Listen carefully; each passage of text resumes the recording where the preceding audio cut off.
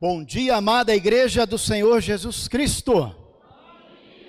Que a graça e a paz do nosso Senhor continue sempre reinando em nossas vidas. Amém?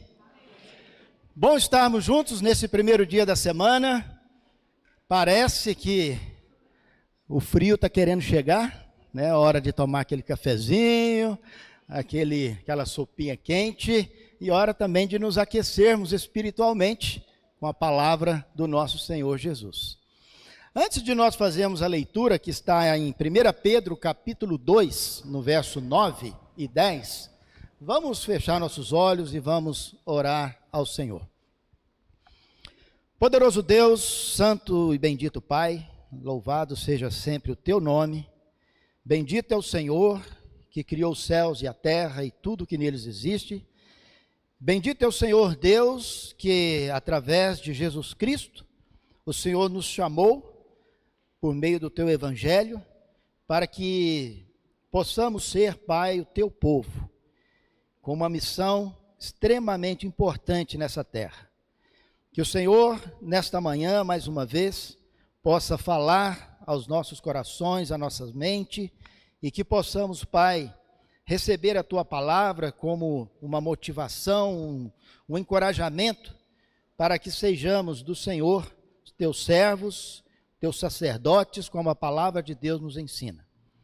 Que teu Espírito Santo nos conduza nesta manhã, continuando nesta adoração ao Senhor. E em nome de Jesus que nós oramos e agradecemos. Amém.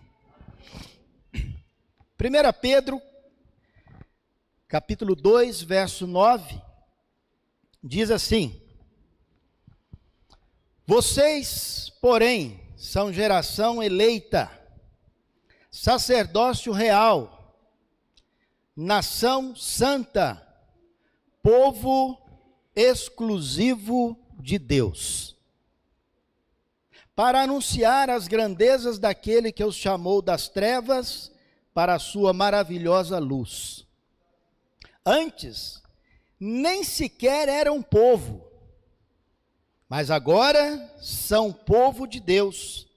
Não havia recebido misericórdia, mas agora a receberam. Amém? Nós, seres humanos, nós temos uma grande vontade dentro de nós, e às vezes um demonstra de uma forma, outro de outra, mas a gente gosta de receber elogios. Quem é que não gosta de receber elogios? Então a maioria de nós gostamos de receber elogios. E faz parte da nossa natureza humana ser elogiado, ser encorajado, ser motivado. Agora, depende muitas vezes da referência daquele que está nos elogiando, não é? Às vezes, dependendo da pessoa que está te trazendo elogio, você fica meio desconfiado, não é? Mas, eu acho muito interessante esta passagem de 1 Pedro, porque esta carta foi escrita pelo apóstolo Pedro, inspirado pelo Espírito Santo. Ela foi escrita para os cristãos, que no capítulo 1, a partir do verso 1 de 1 Pedro, diz que aqueles cristãos eram escolhidos de Deus, eram os eleitos de Deus, porém eles estavam dispersos, peregrinos, em várias regiões do mundo naquela época. E esses cristãos estavam fora das suas cidades, das suas terras, alguns longe da família, e esta carta foi escrita para encorajar a eles, e a falar com eles e lembrar a esses cristãos sobre a identidade deles, que na verdade faz parte da nossa identidade, porque somos também igualmente eles cristãos. E como diz no capítulo 1, mostra como é que essa identidade foi adquirida. No capítulo 1, a partir do verso 1, vai dizer que foi pela aspersão do sangue de Jesus sobre a nossa vida. Significa sobre aqueles que foram batizados. E que o qual agora Deus Então traz estas palavras de encorajamento àqueles cristãos, assim também como nós. Essas palavras que, como eu falei, muitas vezes depende da referência de quem está trazendo esses elogios, e aqui a referência é Deus. É Deus que está falando comigo e com você, quem nós somos. Diferente, se eu chegar aqui para o Germano, Germano, você é nação santa, você é sacerdócio real, Luiz, você é povo escolhido de Deus, mas é o Alisson que está falando. Mas aqui é Deus que está falando, quem é que nós somos. E olha que coisas interessantes que Deus fala sobre nós. Versículo 9, vocês, porém, são geração eleita, sacerdócio real, nação santa, povo exclusivo de Deus. Não é povo exclusivista, não tem nada a ver com exclusivismo, mas é povo exclusivo de Deus. Agora, eu acho isso aqui tão interessante, porque foi exatamente isso que Deus propôs à nação de Israel. Praticamente com as mesmas palavras. Vamos lá para Êxodo capítulo 19. Êxodo capítulo 19, quando Deus tira o povo do Egito, depois de 3 meses o povo se reúne no Monte Sinai, aonde Deus já havia indicado a Moisés. Depois de 3 meses saindo do Egito, esse povo se reúne ao pé do Monte Sinai. Aonde Deus então vai fazer esta proposta interessante para a nação de Israel. Olha só que palavras interessantes aí então. Êxodo capítulo 19, a partir do verso 1.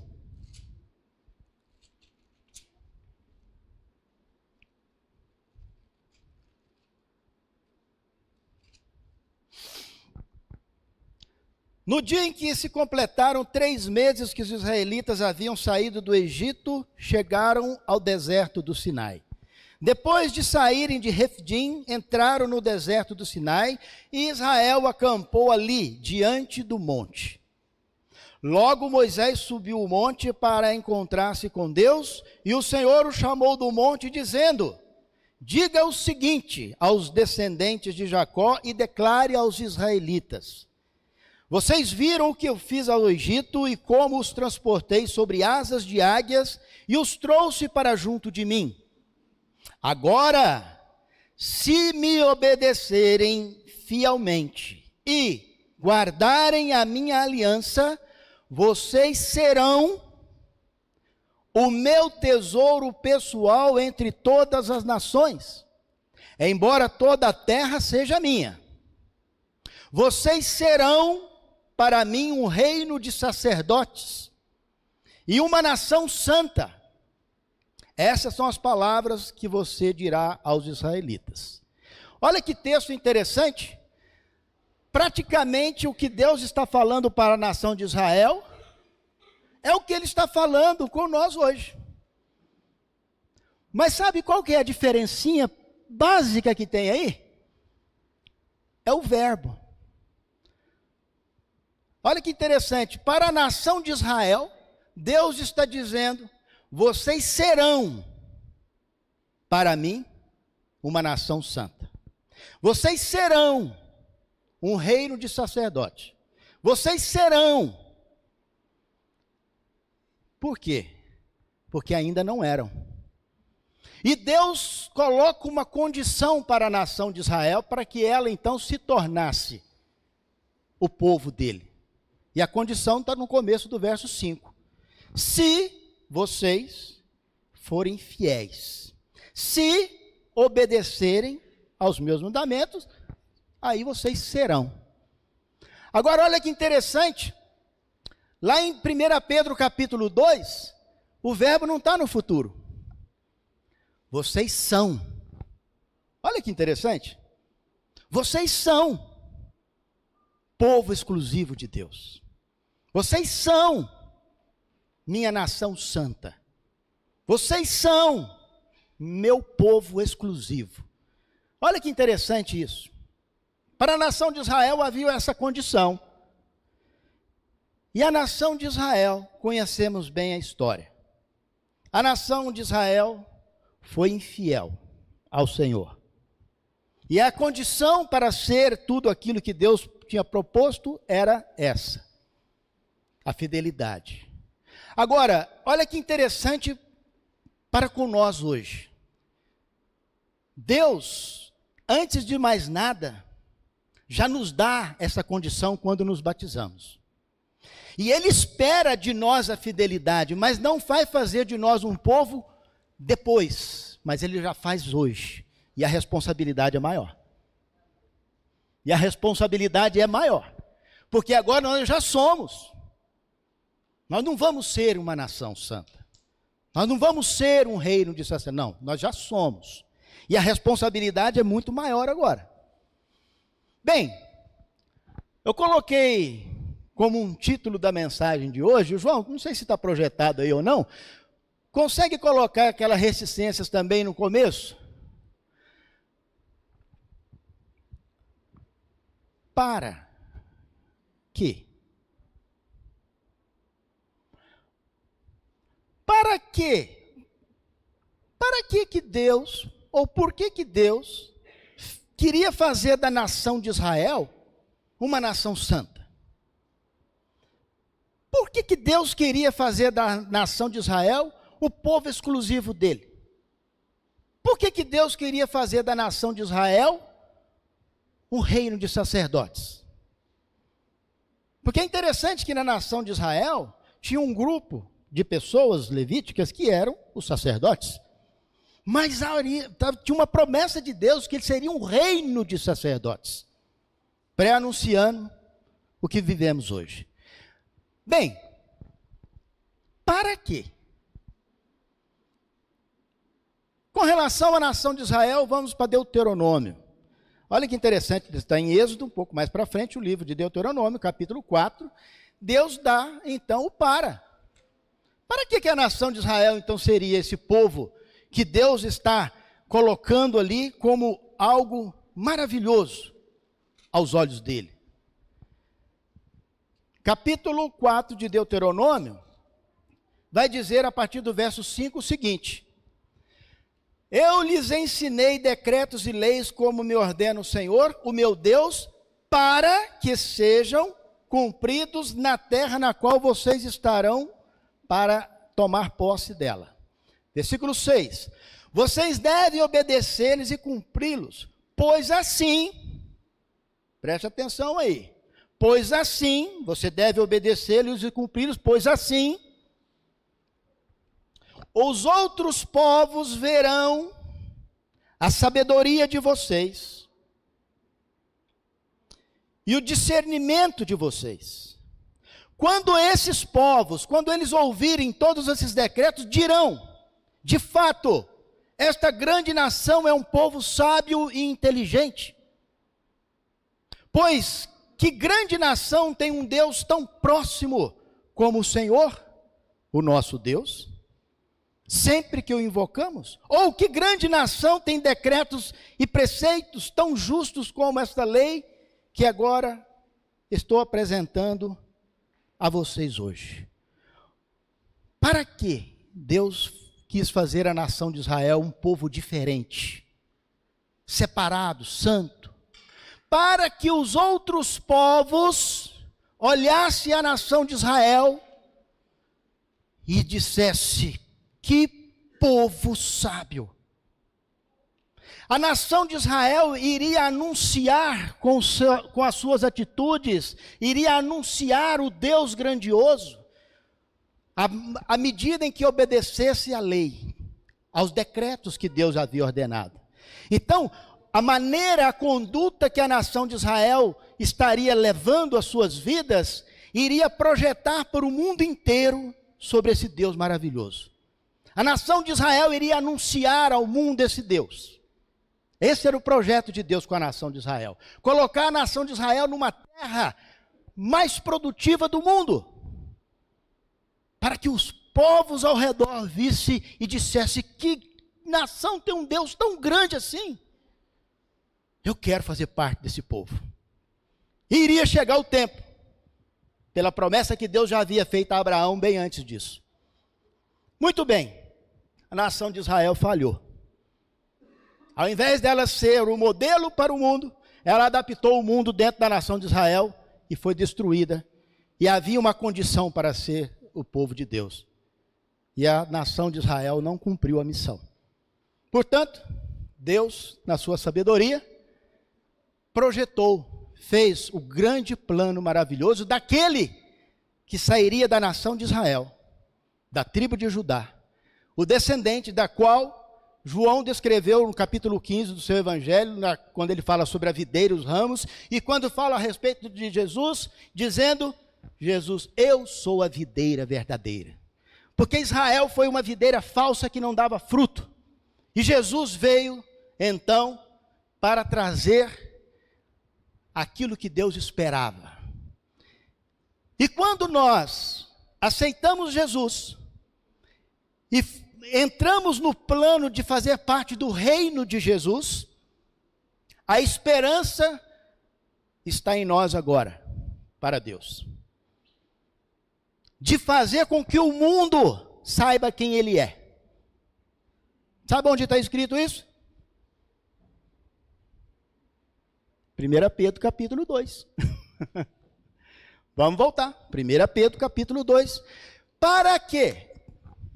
Deus quis fazer da nação de Israel um projeto para que o mundo visse a luz dele através da nação. E essa nação falhou. Agora Deus, então, através de uma nova aliança, como ele já havia profetizado através de Jeremias, que faria uma nova aliança.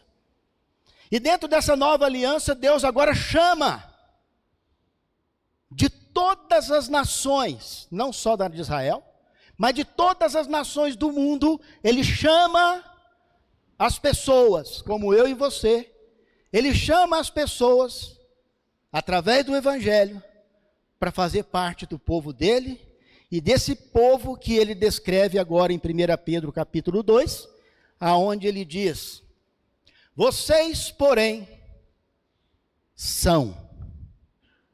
Responsabilidade é maior. Nós já somos. Não tem como escapar.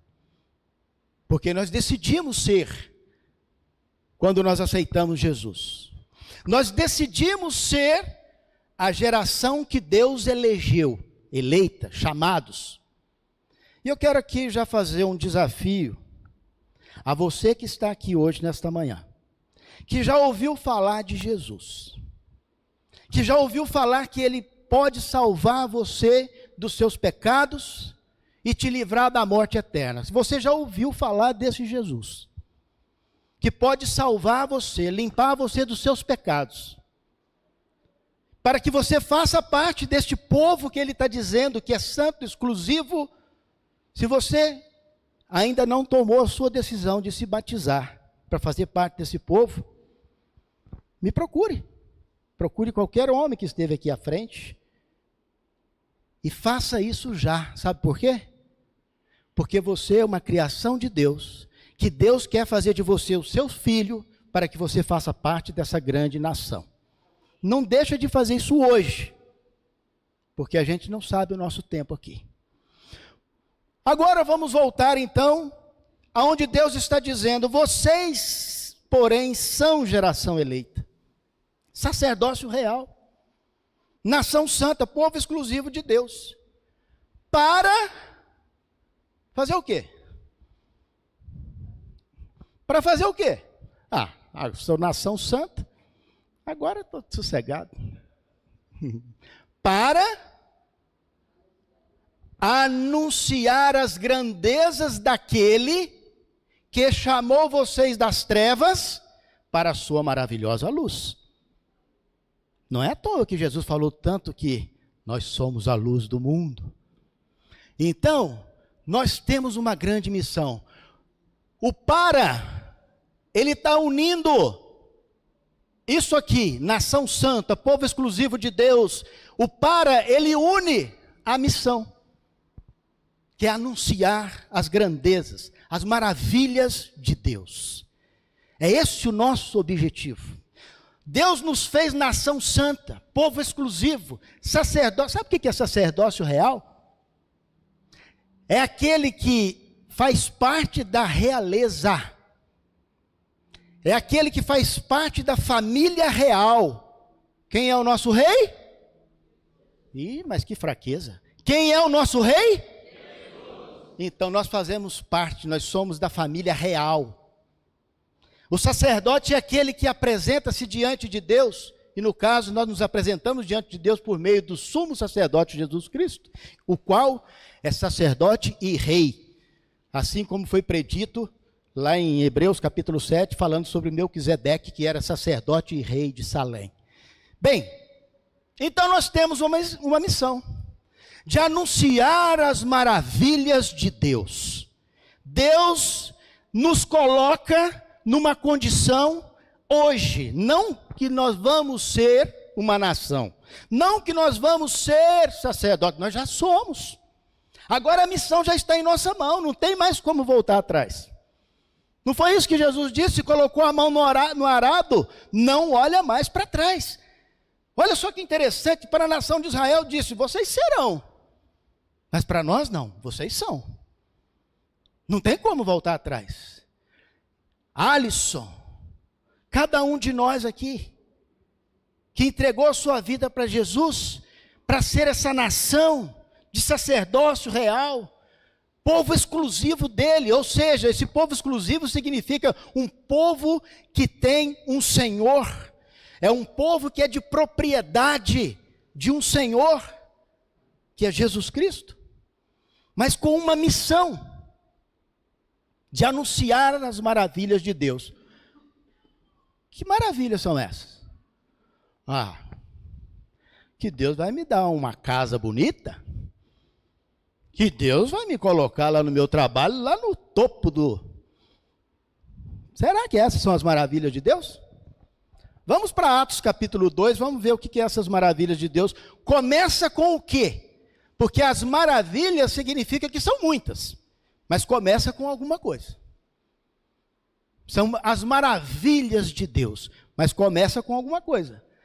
Quando o evangelho foi pregado pela primeira vez, olha o que as pessoas que ouviram o evangelho, que haviam aproximadamente 15 nações reunidas em Jerusalém, e eles começam a ouvir os apóstolos a pregarem na sua própria língua materna. E o que os apóstolos estavam pregando? Eles falam aqui, Atos 2, versículo 11. Tanto os judeus como os convertidos ao judaísmo, cretenses e árabes, nós os ouvimos declarar as maravilhas de Deus em nossa própria língua. Os apóstolos estavam declarando as maravilhas de Deus. Que maravilhas são essas? O que os apóstolos estavam pregando aqui, gente? As boas novas, o evangelho de Jesus Cristo. Não tem nada mais maravilhoso, não sei se pode usar essa palavra, do que entregar a uma pessoa o evangelho de Jesus Cristo. E por meio dele ela ser salva. E Deus nos elegeu. 1 Pedro capítulo 1, usa duas vezes o termo de maneiras diferentes, são sinônimos. 1 Pedro capítulo 1 diz, vocês são eleitos, vocês são escolhidos. Então nós fomos escolhidos através do evangelho para declarar as maravilhas de Deus. E essas maravilhas começam com o evangelho de Jesus Cristo. Você pode pregar as curas de Jesus, que são maravilhosas. E Jesus é poderoso para continuar curando e fazendo o que ele precisa fazer. A gente pode declarar as maravilhas de Deus, mostrando como Deus fez o universo. Que maravilhoso a gente contemplar o universo. São as maravilhas de Deus. Mas nada disso faz sentido se ele não ouvir o evangelho e entregar a vida para Jesus. Nós somos povo, sacerdotes, para uma missão. projetar para o mundo o Deus Criador, acima de tudo, o Salvador. A nação de Israel falhou. Agora temos nós. Para Deus, agora temos nós. Quando os gentios ouviram o evangelho pela primeira vez em Atos capítulo 10, o anjo teve na casa de Cornélio. Teve um anjo na casa de Cornélio e falou: Cornélio, manda buscar lá em Jope um homem chamado Pedro. Ele tem algumas coisas para falar para vocês. E aí tem o texto, Atos capítulo 10, depois você lê. E Pedro então sai da onde estava, vai na casa de Cornélio e declara as maravilhas de Deus. Por que o anjo não fez isso? Precisava sair Pedro da onde ele estava, e o anjo já estava conversando com Cornélio, gente. Será que o anjo não... É porque é nós, é este povo aqui, ó, que está aqui na nossa... Nós aqui é nós. Deus está contando é conosco. Nós somos não só sacerdotes real, nação santa, nós somos soldados de Cristo. A palavra de Deus fala. Nós somos embaixadores de Deus, como Deus estivesse fazendo o apelo e por nosso intermédio. É por isso que Deus faz de nós, por isso que Ele fala essas palavras tão poderosas de quem é que nós somos, mas para um objetivo. Para trazer a este mundo perdido, não só o mundo perdido, como a gente fala do mundo, mas o mundo religioso perdido. Pessoas se afundando em denominações, pessoas se afundando em mundo religioso, achando, como eu e você um dia estávamos lá, achando que estamos servindo a Deus, quando a gente olha para a palavra, ufa, e conheceis a verdade, e a verdade vos libertará. E é isso que nós precisamos fazer. Nós temos um objetivo. Agora, Alisson, eu já entendi, precisamos pregar o evangelho, mas como? Eu não sei falar, Alisson. Moisés também não sabia, né? Não falou isso, eu não sei falar, Senhor. Mas é por isso que o Espírito Santo distribui dons. Por isso que o Espírito Santo distribui dons. E há tantas maneiras da gente contribuir na pregação do evangelho. Pregando. Deixa eu dar alguns exemplos práticos aqui. Se você for ali atrás, agora de manhã, você deve ter visto em cima da mesa lá muitos bloquinhos com esse panfleto. Dia 5 de agosto começa uma nova turma do curso de teologia.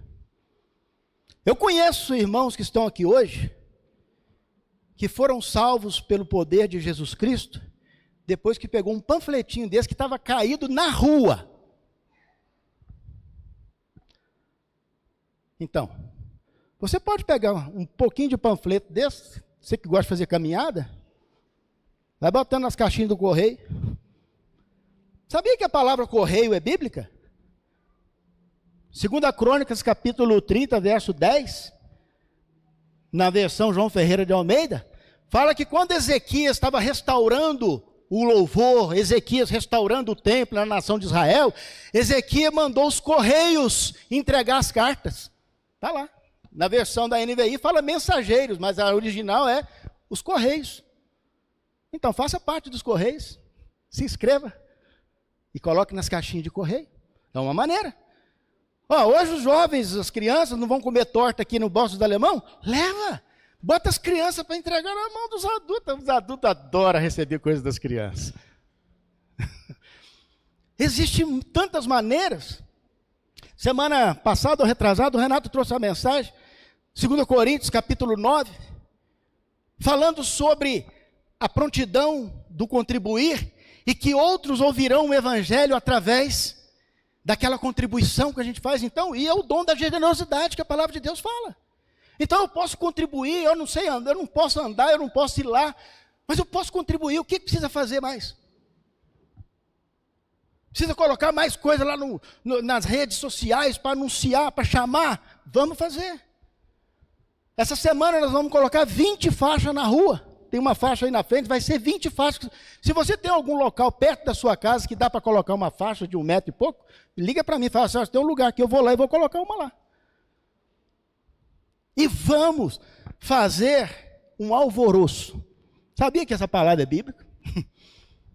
O apóstolo Paulo, quando estava na cidade de Tessalônica, pregando o evangelho, fez um alvoroço, porque as pessoas estavam ouvindo e se batizando e se convertendo, e aqueles que eram contra, expressaram o seguinte, esses homens, falando sobre Paulo e Silas, esses homens entraram na nossa cidade, estão fazendo um alvoroço com essa mensagem deles.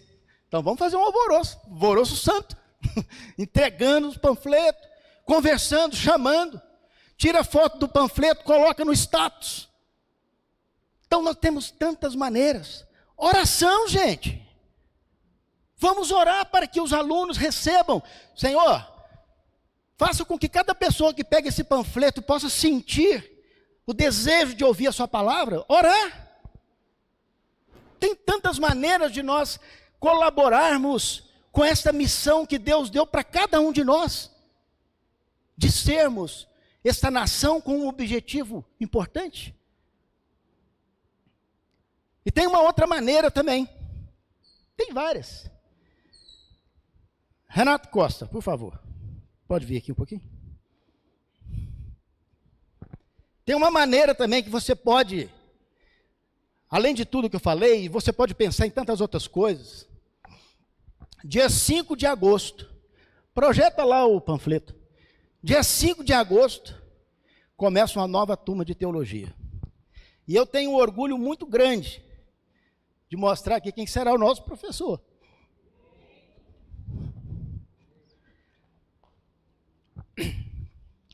O Renato é um servo do Senhor, um soldado de Cristo. E mas o Renato tem muita história junto, né, Renato?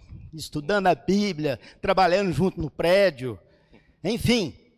E eu tenho muito orgulho de poder realmente saber que você vai estar dando esse curso. Eu sei que tem tantos homens aqui aptos e estão se preparando para o curso, né?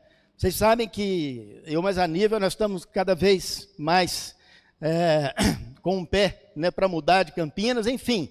Então, eu fico muito, muito feliz da congregação do Guanabara estar levantando homens, mulheres, para levantar a bandeira de Jesus, para pregar o evangelho de Jesus Cristo. E uma maneira que você pode estar contribuindo para que o evangelho chegue a muitas pessoas, além de tudo que eu falei, se aliste nesse grupo que estará aqui na segunda-feira à noite, para apoiar esse irmão aqui, que está se preparando para estar aqui na linha de frente.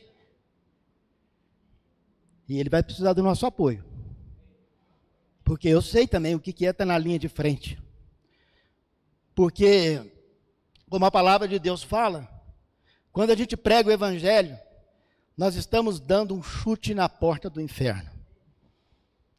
Mas a porta do inferno não vai prevalecer contra a palavra, contra a igreja do Senhor. Então, o Renato vai estar aqui, a partir do dia 5 de agosto, segunda-feira à noite. E ele vai precisar da nossa ajuda, do nosso apoio, uma equipe, um batalhão de soldados do Senhor, homens e mulheres, se alistando para esse projeto, que nós sabemos que é um deles, para anunciar as maravilhas de Deus. Renato, eu quero ler uma passagem, tem tantas aqui que eu sei que faz muito sentido sobre o que nós estamos falando. E um livro que você gosta muito, que é Josué, né? E dele eu vou só citar o que Deus fala para Josué: somente seja forte e corajoso, né? E fique dentro da palavra, não se desfie dela nem para a direita nem para a esquerda, né? Isso aí tá. Mas eu quero ler uma passagem quando Paulo, ele fala para Timóteo algo muito importante. Vem aqui um pouquinho, Renato. Que ele diz o seguinte, 2 Timóteo capítulo 4, a partir do verso 2. E essas palavras, Renato, do apóstolo Paulo, são para todos nós, mas eu quero que você, mais uma vez, você conhece muito bem. Pregue a palavra, meu irmão. Esteja preparado a tempo, fora de tempo. Repreenda, corrija, exorte com toda a paciência e doutrina. Pois virá o tempo em que não suportarão a sã doutrina. Dia 5 de agosto, esse tempo está chegando. Ao contrário, sentindo coceira nos ouvidos, juntarão mestres para si mesmos, segundo os seus próprios desejos. Eles se recusarão a dar ouvido à verdade, voltando-se para o mito. Você, porém, seja moderado em tudo, suporte os sofrimentos e faça a obra de um evangelista. Que Deus te abençoe, meu irmão. Vamos terminar a mensagem de hoje neste pensamento de que nós somos um povo com uma missão importante para o Senhor Jesus. Vamos orar ao Senhor. Ó poderoso Deus e Santo Pai, louvado seja sempre, sempre o teu nome. Digno é o Senhor, Pai, de honra, de glória. E este projeto, Senhor Deus, de que as pessoas precisam sair do inferno para poder participar do teu reino, nós somos, Pai, engajados nesse projeto quando nós nos batizamos.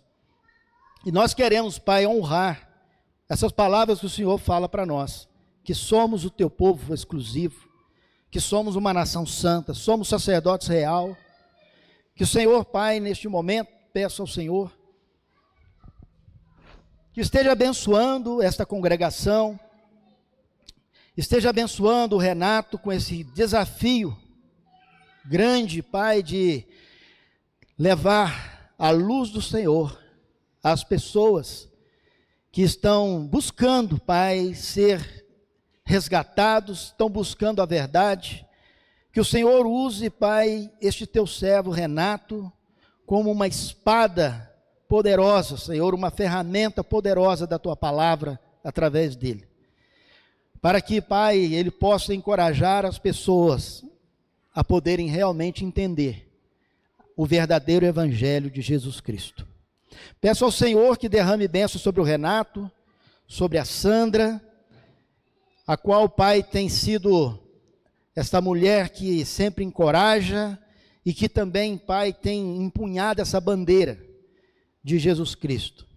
Que o Senhor derrame bênçãos sobre esse casal, sobre o projeto da vida deles e que, acima de tudo, eles continuem sempre honrando o teu nome. Nós oramos ao Senhor e te agradecemos, em nome de Jesus. Amém. Tenho muito orgulho desse irmão aqui.